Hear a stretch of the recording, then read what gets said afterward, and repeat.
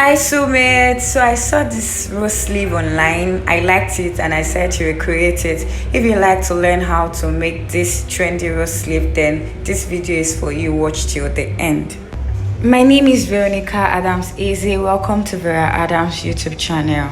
So without further ado, let's get started. So here I have a pattern, a basic sleeve pattern that I cut out of a newspaper. I'm going to be using it for this tutorial. I've gone ahead to open up the pattern paper and I'm going to be slashing it at the midpoint, but I'm not going to be cutting it through totally.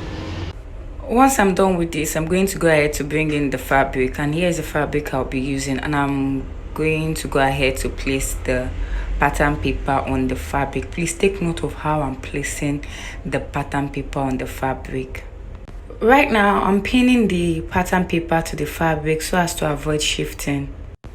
Please note that this fabric is not on fold, so at the end of the day I'll be cutting out just one sleeve. But if you intend to cut out two sleeves at once, you have to place the fabric that you are using on fold.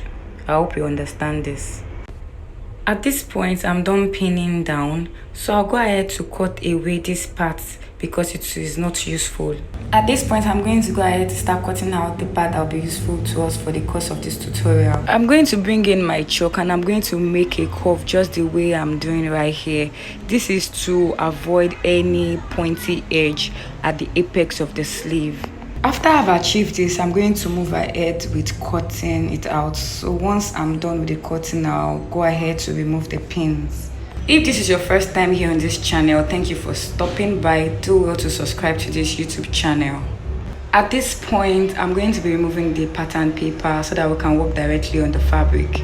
So I've gone ahead to fold the fabric into two like this, and I'm going ahead to mark the point at which I'll be sewing. While I'm doing this, I'm going to be mindful of the round sleeve measurement. Make sure that when you are cutting yours out, you are mindful of the round sleeve measurement so that the sleeve will not end up being too tight for your client.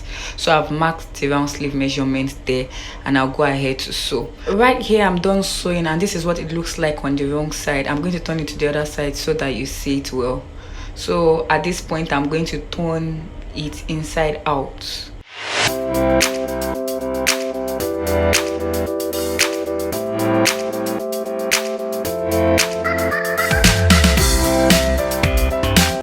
So at this point I'm going to go ahead and head over to the mannequin.